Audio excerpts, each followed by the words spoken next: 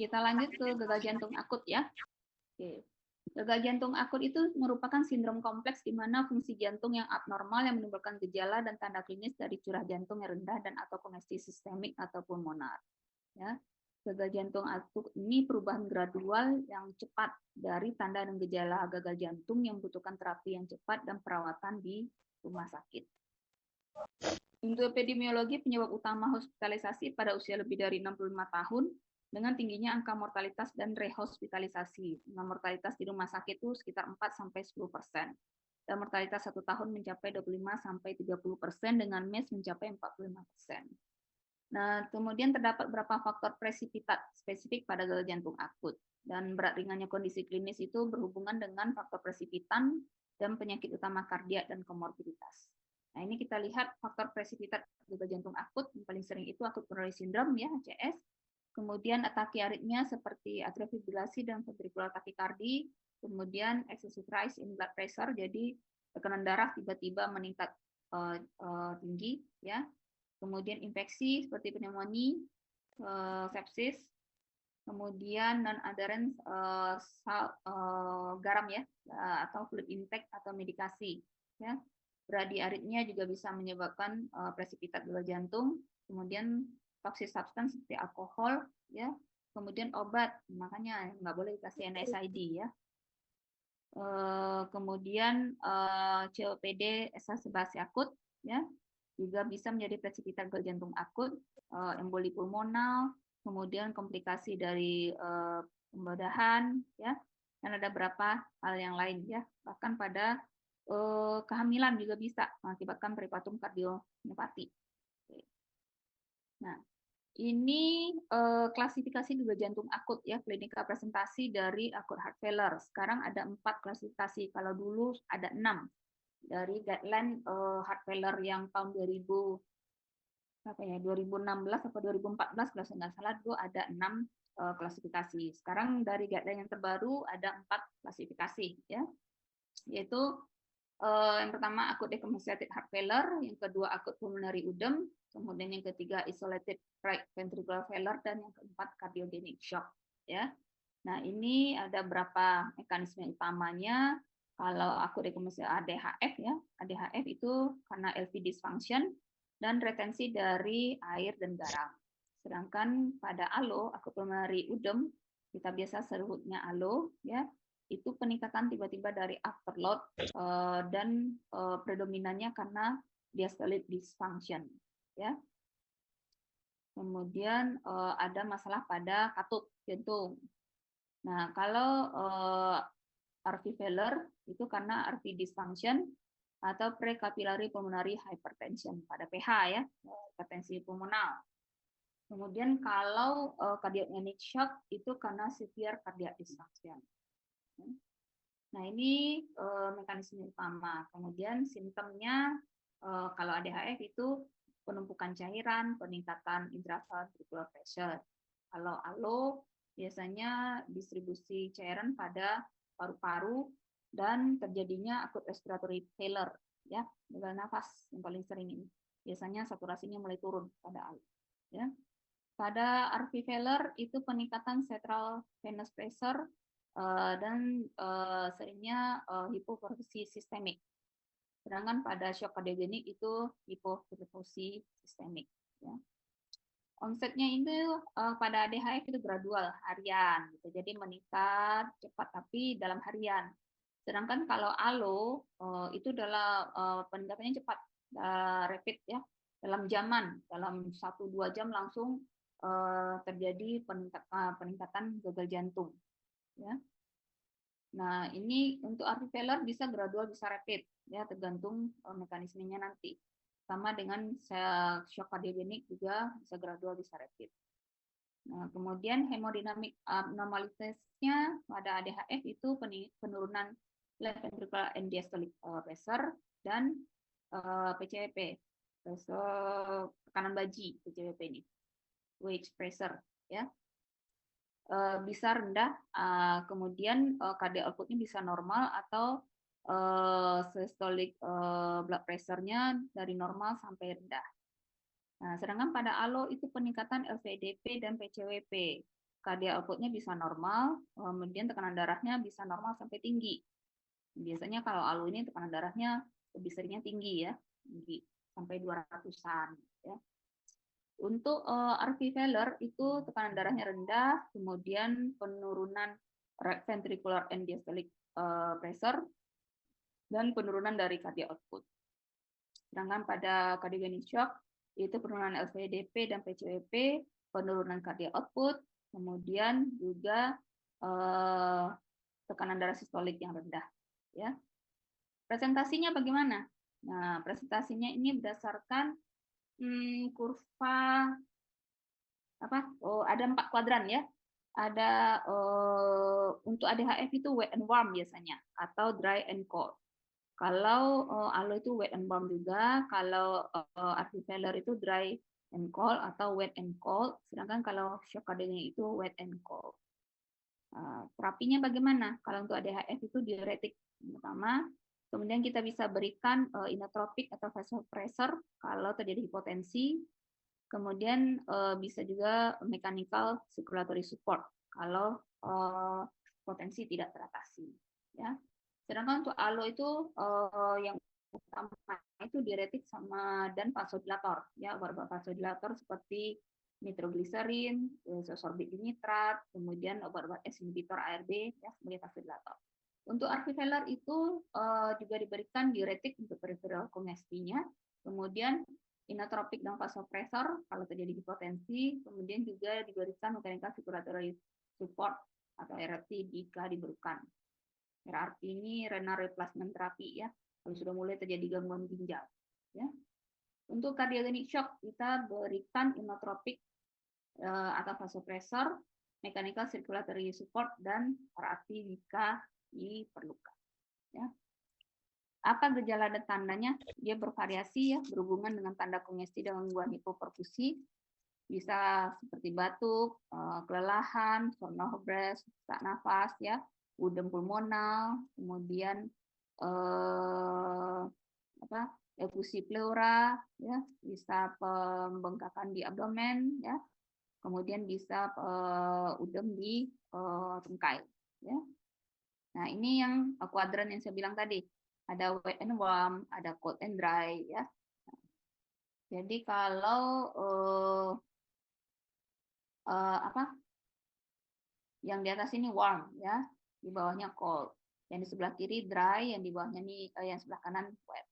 Ya. Jadi melihatnya ini ada kongesti tidak waktu istirahat. Ya. Kalau warm itu berarti dia tidak ada low perfusi, tidak ada perfusinya rendah. Ya. Jadi akralnya masih hangat. Ya.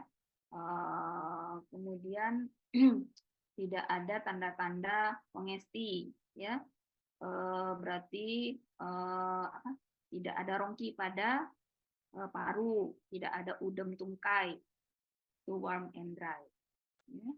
Sedangkan kalau warm and wet, ya sudah ada tanda kongesti, kemudian sudah ada udem, sudah ada rongki di paru, akralnya masih hangat, ya tidak ada hipoperfusi, tekanan darah masih bagus, ya. Untuk cold and dry ini sudah mulai tekanan darah turun, ya tekanan darah turun, akral mulai dingin, gitu kan ya. Kemudian tapi tidak ada tanda kongesti, tidak ada rongki, tidak ada udem. Nah ini cold and wet ini untuk yang shock cardiogenic, ya sudah hipoperfusi dan ada kongesti pula, ya. Tekanan darah turun, akral dingin, kemudian ada rongki, ada udem. Ini yang untuk shock cardiogenic. Nah, ini gejala dan tandanya, mana yang gejala perfusi menurun, mana yang gejala kongesti. Dua ini harus diperhatikan, ya. Ini gejala perfusi menurun, hipotensi, MAP di bawah 65, pasiennya takikardi, ekstremitas dingin, tekanan nadi sempit, lemah, bingung, oliguri, ya, produksi urin mulai turun, peningkatan urin kreatinin. Ini tanda perfusi menurun. Sedangkan kalau untuk tanda kongestinya itu dyspnea, sesak nafas, ortopno, PND, rongki, distensi JVP, ya, asites, udem, reflux, hepatotubular. Ini tanda-tanda kongesti. Bagaimana masalah dan diagnosisnya? Karena variasi luas presentasi klinisnya, itu juga strategi terapinya berbeda ya. Gejala utamanya itu yang umum itu dyspnea, sesak nafas. Nah, tapi juga tidak spesifik untuk diagnosis akut failure karena pasien-pasien dengan penyakit paru juga diagnosis utamanya gejala utamanya pasti sesak nafas juga. Jadi kadang-kadang agak susah membedakan ini sesaknya karena paru atau sesaknya karena jantung. Jadi kita memang harus melakukan pemeriksaan lengkap untuk penunjangnya juga EKG, ronsen, ya, eko. Ya. Tapi EKG dan ronsen yang normal itu juga tidak mengeksklusi adanya akut heart failure karena pada pasien-pasien ALO yang disebabkan karena hipertensi heart failure itu biasanya EKG masih normal dan ronsen juga masih normal. Ya. Nah, ini diagnostik workup untuk new onset acute heart failure ya. Kita harus lihat histori pasiennya, sign and symptom yang mengarah ke gagal jantung ya. Kemudian kita lakukan EKG, pemasangan pulse oximetry, ekokardiografi, kemudian labor, chest X-ray, lung ultrasound, dan beberapa evaluasi yang lain. Nah, ini juga kalau tadi gagal jantung kronik ada pemeriksaan NT-proBNP, jantung akut juga ada ya. Tapi cut off point-nya berbeda. Kalau tadi di gagal jantung kronik itu kan 125 kalau saya nggak salah tadi ya. Untuk batas NT-proBNP-nya, untuk BNP-nya 35 ya. Untuk gagal jantung akut itu NT-proBNP-nya di atas 300. BNP-nya di atas 100. Dan MR Pro ANP-nya tambahan satu lagi itu 120. Nah, kalau nilai labor NT-proBNP-nya segini, nah itu confirm akut heart failure. Nah, itu harus dilakukan pemeriksaan ekokardiografi secara komprehensif. Tapi kalau nilai labor BNP-nya kurang dari cut off point-nya, berarti akut heart failure-nya bisa di rule out. Ya. Nah, ini berapa diagnosis tes pada pasien akut heart failure. Ada EKG, ada chest X-ray, ada lung ultrasound, ekokardiografi, lab tadi ya, BNP, NT-proBNP, dan MR Pro ANP, serum troponin, serum creatinine, elektrolit, TSH, dimer, procalcitonin, laktat, ya, pulse oximetry, dan analisa gas darah. Ya. Ini berapa penemuan pada diagnostik untuk heart failure. Pada EKG misalnya ada ST abnormality bisa karena akut coronary syndrome atau rate-nya bermasalah misalnya pada F-rapid ya. Kemudian implikasinya gimana? Kalau ACS ya udah kita harus kirim untuk angiografi koroner gitu kan atau di PCI kan. Nah, kalau suspek komponen kita harus ekokardiografi segera dan lakukan perikardiosintesis. Nah, kalau dia AF rapid ya diapakan? Harus di red dan rhythm control, kasih obat supaya AF jangan rapid ya. AF yang berbahaya itu AF rapid atau malah AF slow. Ya. Untuk chest X-ray kita juga bisa lihat apakah ada fungsi pleura, ada kardiomegali, ya. Kemudian pemeriksaan yang paling penting itu ekokardiografi, ya banyak nih harus dinilai katupnya, fungsi LV, fungsi RV, kemudian apakah ada visi perikard, ya. Kemudian kongesti IVC. Nah, itu bisa menginterpretasikan berapa diagnosis, ya. Kemudian untuk lung ultrasound kita harus melihat apakah ada B-lines dan pleural effusion. Ya. Bagaimana untuk manajemen gagal jantung akut? Manajemen pre-hospital dalam waktu cepat-cepatnya, immediate. Ya. Kita harus lakukan tentukan etiologinya apa, kemudian berusaha untuk mengurangi simptom dan mengimprove kongesti dan organ perfusinya. Jangan sampai kongestinya bertambah, jangan sampai terjadi hipoperfusi. Dan kita harus memberikan oksigenasi yang baik, ya, jangan sampai hipoksia pasiennya. Kemudian prosedurnya apa?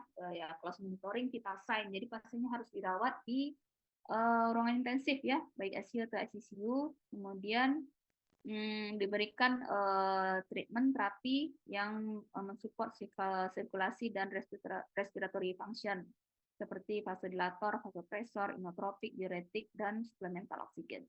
Ya. Kemudian manajemen intrahospital yang tadi ya, dia masih kurang lebih sama ya, intermediate, dan ini yang terdischarge ya. Kita harus berusaha ya pasiennya itu bebas dari kongesti ya, kongestinya relief, kemudian untuk mencegah readmisi. Jadi obat-obat failernya udah harus diaktifasi cepat ya. Nah, ini manajemen awal ya. Manajemen awal gagal jantung, pasien dengan kecurigaan gagal jantung akut. Nah, kita harus identifikasi penyebab spesifik gagal jantungnya, diberikan terapi oksigen dan atau support ventilasi, kemudian diberikan diuretik, kemudian vasodilator, kemudian inotropik kalau lokadia akut dan hipotensi, kalau dia hipotensinya berat diberikan vasopresor, dan kalau gelisah yang berat kita berikan opiat. Ya. Nah, ini kalau pasien curiga heart failure, harusnya apakah dia cardiogenic shock atau respiratory failure. Kalau dia sudah cardiogenic shock, berarti kita kasih obat untuk meningkatkan tensinya. Kalau sudah ada gagal nafas, berarti harus diberikan ventilatory support, baik NIV ataupun mechanical diintubasi. Ya. Kalau udah severe shocknya, bisa dilakukan pemasangan mechanical circulatory support. Ya. Ini kita harus identifikasi akut etiologinya. Itu biasanya ada mata keledainya namanya campit. Ya, ini immediate fase dalam 1-2 jam udah harus ketemu ini. Yang mana yang bikin dia mengakibatkan dia gagal jantung akut? Apakah C, akut coronary syndrome, atau hipertensi emergency, atau aritmia seperti tadi AF rapid atau ventricular tachycardia, ya. Kemudian apakah mechanical cause, misalnya masalah katup, ya. Kemudian apakah ada pulmonary emboli, apakah ada infeksi, apakah ada tamponet. Nah, kalau ada campitnya ini, ya harus diinisiasi spesifik treatmentnya, ya. Nah, kalau nggak ada, nah itu harus diberikan treatment berikutnya. Benar enggak nih gagal jantung, ya. Nah, manajemen awalnya terapi oksigen. Terapi oksigen ini nggak rutin ya, tidak direkomendasikan untuk diberikan rutin karena akan menyebabkan vasokonstriksi dan penurunan cardiac output. Itu direkomendasikan pada pasien gagal jantung akut dengan saturasi kurang dari 90% atau PaO2-nya kurang dari 60 mmHg. Kemudian kita jika dengan nasal kanul atau NRM atau yang sungkup ya, masih tidak tercapai saturasi di atas 94% ya, atau 92%, itu kita bisa berikan non-invasif mechanical ventilation ya, NIV ya. Untuk itu memakai mesin ventilator tapi dia tidak diintubasi, pakai sungkup saja ya. Itu bisa memperbaiki gagal nafasnya, memperbaiki oksigenasi dan menurunkan kerja nafas. Ini yang diberikan pada pasien dengan distress nafas dan menurunkan kemungkinan intubasi. Nah, kalau sudah diberikan NIV tapi kita evaluasi 1 jam kemudian gagal, ya pasien makin sesak, mulai penurunan kesadaran, nah itu baru dilakukan intubasi, ya. Kemudian diuretik. Nah, diuretik ini meningkatkan ekskresi natrium dan air untuk terapi overload cairan dan kongesti. Dimulai dengan dosis rendah, kemudian kita harus nilai respon diuretiknya, kemudian ditingkatkan ketika tidak cukup. Nah, respon diuretik adekuat itu kalau kadar natrium urinnya itu 50-70 mg per liter pada 2 jam. Kemudian atau urinnya itu 100-150 ml per jam selama 6 jam. Ya. Nah, ini kita berikan loop diuretik. Berikan kalau sebelumnya pasiennya sudah on diuretik oral, misalnya sudah minum furosemid oral, ya, kita berikan yang injeksinya itu 1-2 kali sehari dari dosis oralnya. Misalnya dia dapat furosemid rutin 1 kali 40 mg. maka kita bisa berikan injeksi furosemidnya itu 2 kali 40 mg. Ya. Kalau sebelumnya tidak ada oral furosemid, kita bisa berikan 20-40 mg furosemid untuk tata laksana awal. Kemudian setelah 2 jam kita lihat, ya, kalau bisa diperiksa sodium dari urin, kita periksa. Tapi ini juga biasanya tidak tersedia, ya. Jadi kita hanya bisa melihat urin outputnya saja setelah 6 jam. Apakah cukup 100 sampai 150 cc per jam. Kalau mencukupi 100 sampai 150 cc per jam, nah kita bisa mengulangi dosis yang sama dengan yang di atas setiap 12 jam, berarti 2 kali sehari. Misalnya kalau tadi menggunakan 2 kali 20 mg IV furosemid, nah berarti kita berikan 2 kali 20 mg. Ya. Nah, kalau tidak tercapai urinnya 100 sampai 150 cc per jam dalam 6 jam, itu ditingkatkan di double dosis IV-nya sampai tercapai maksimum IV dose. Ya. Kemudian kita nilai lagi urin outputnya cukup nggak 1 sampai 150 cc per jam. Kalau tercukupi, berarti lanjutkan sampai dekongestinya teratasi, ya, sampai kongestinya teratasi dan bisa mencapai komplit dekongesti. Ya, kalau tidak tercapai urin outputnya, bisa kita berikan kombinasi dengan diuretik terapi yang lain seperti MRA atau tolvaptan, ya. Kemudian kita harus cek serum kreatinin dan elektrolit minimal setiap 24 jam.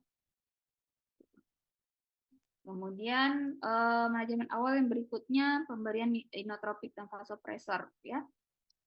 Inotropik ini pada pasien dengan disfungsi left ventricle, cardiac output rendah dan tekanan darah sistolik rendah yang mengakibatkan gangguan perfusi. Nah, cuma efek sampingnya adalah takikardi, memicu iskemia miokard dan aritmia dan meningkatkan mortalitas. Nah, untuk vasopresor itu pasien dengan hipotensi berat, yang utamanya sih norepinefrin. Nah, ini meningkatkan perfusi dengan efek samping peningkatan afterload left ventricle. Ini obat-obatnya ya, ada dobutamin, dopamin, milrinone, enoximon sama levosimendan ini nggak ada ya di Indonesia ya. Yang lainnya ada dobu, dopa, milrinone, norepinefrin, epinefrin ada di Indonesia. Ini bisa kita lihat dosisnya ya, berapa yang diberikan, itu tidak sendiri. Nah, manajemen yang lain-lain. Kalau pasiennya ada gangguan irama jantung, terutama AF rapid, kita harus berikan digoxin, ya.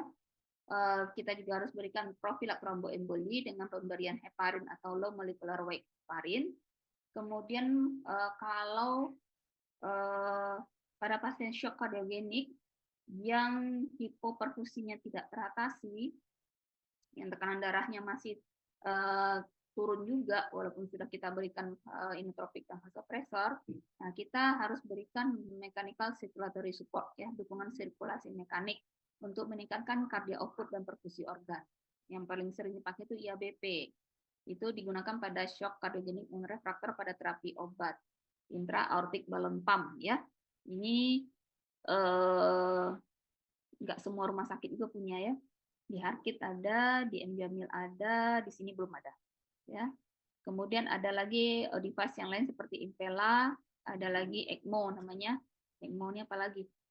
Paling susah ini. Nggak ada di mana-mana. Ya. Oke, sekarang untuk terapi spesifik pada ADHF. Ya. Harus diidentifikasi presipitannya, kemudian dilakukan dekongesti, kemudian dikoreksi hipoperfusi. Kurang lebih hampir sama seperti tadi, kita berikan loop diuretik, ya. Loop diuretik, kalau tensinya rendah hipoperfusi berarti harus diberikan juga inotropik. Nah, kalau sudah relief kongesti dan hipoperfusinya, ya, kemudian kita harus optimalkan obat-obat kelas 1 tadi, yaitu ACE inhibitor atau ARNI, kemudian beta blocker, MRA, sama SGLT2 inhibitor. Ya. Tapi kalau belum teratasi hipoperfusi dan kongestinya, berarti kita tingkatkan dosis diuretik, kemudian kita berikan juga vasopresor seperti norepinefrin.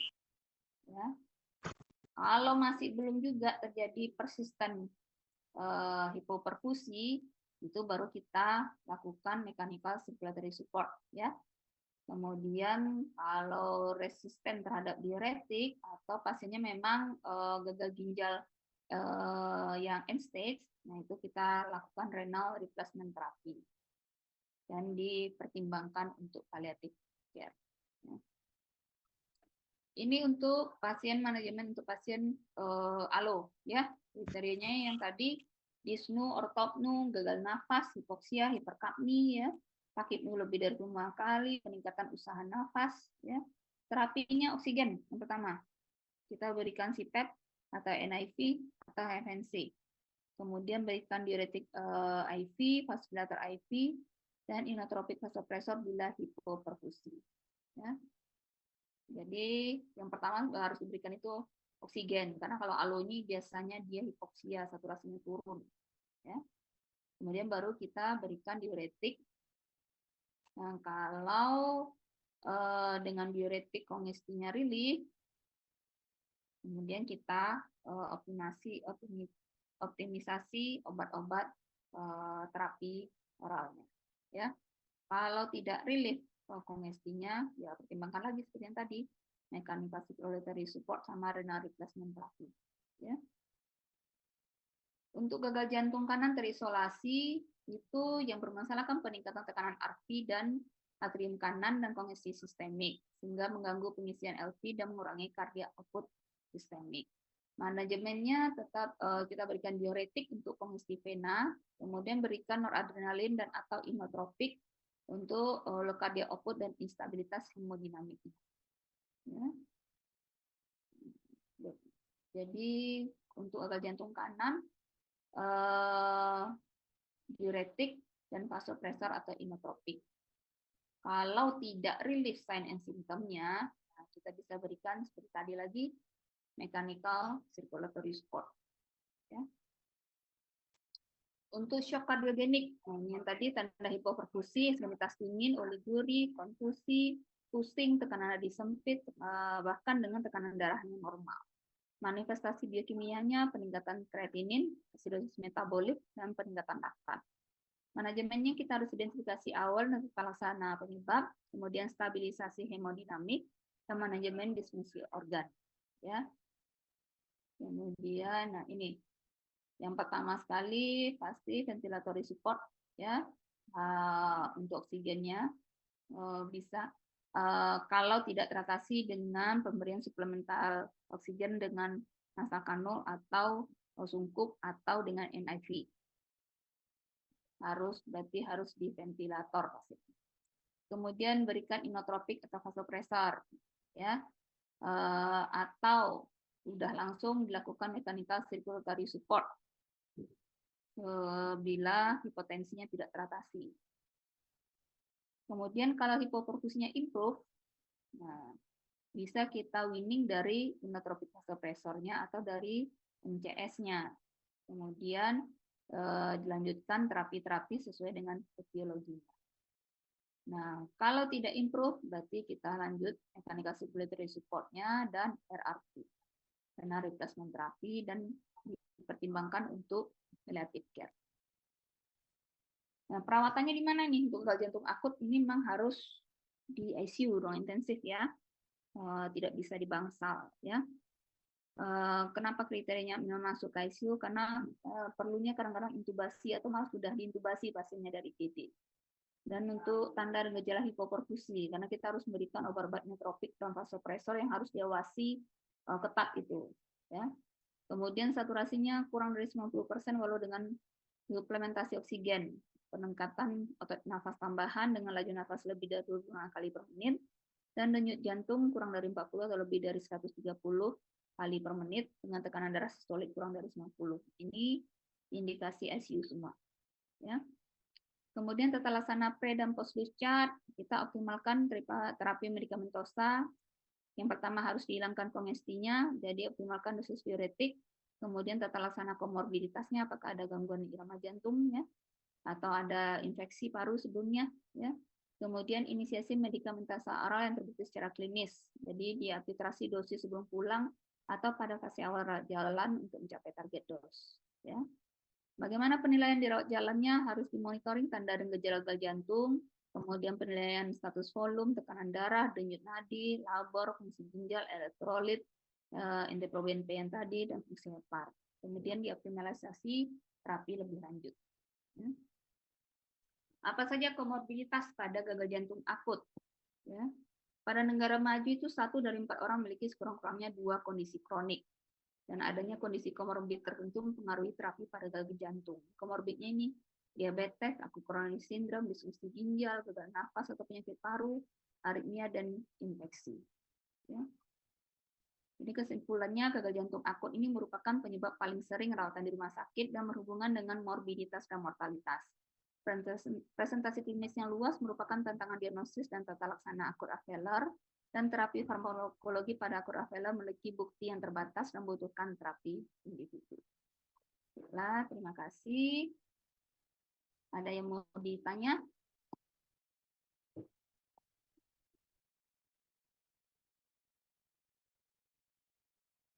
Gagal jantung akut.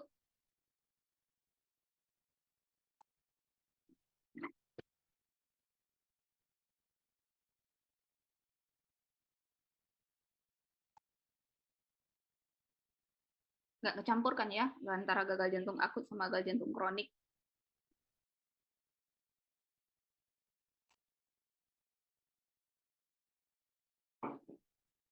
Ya, apapun penyakitnya. Cuma ada golongan ACE inhibitor ARB, golongan beta blocker, golongan CCB, golongan MRA. Nah, itu aja kok. Kemudian ditambah nanti antiplatelet, antikoagulan, ya. Kemudian golongan nitrat. Nggak ada obat yang lain. Itu aja. Kalau yang akut-akut kayak gini, palingan ya itu obat-obat injeksinya kayak inotropik, vasopresor, dobutamin, dopamin, norepinefrin, epinefrin, udah. Nggak pusing ngapalin obat jantung. Obatnya itu aja kok. Cuma mungkin patofisiologinya emang agak ribet. Ya, jadi itu harus dipahami betul. Ya, apalagi kalau belum ngerti betul ya. Jantung anak, anatomi jantung belajar sama siapa ya? Davin? Sama dokter Nomi kemarin kalau nggak salah. Dokter Nomi Raputri. Sudah belajar. Ada kuliahnya berarti kan ya? Ada. Ada. Nah, jadi kalau ya berarti memang harus dipahami dulu anatomi jantung, bagaimana sirkulasi dari jantung ke seluruh tubuh, kemudian kembali lagi ke jantung. Nah, kalau itu nggak paham, maka mekanisme patofisiologi gagal jantung juga nggak akan paham. Ya. Nanti saya sibuk aja ngomong end-diastolic volume, end-systolic volume, LVEDP meningkat, pada bingung semua, apalah ini dokter, nggak ngerti. Ya. Nanti dibaca lagi ya, apa itu yang saya sebut tadi. Karena jantung itu intinya cuma 3, preload, afterload, dan kontraktilitas. Nah, itu yang berhubungan dengan gagal jantung. Hanya itu yang harus dipahami betul. Oke. Kalau tidak ada pertanyaan mengenai gagal jantung, kita pindah lagi ke penyakit aorta. Ya.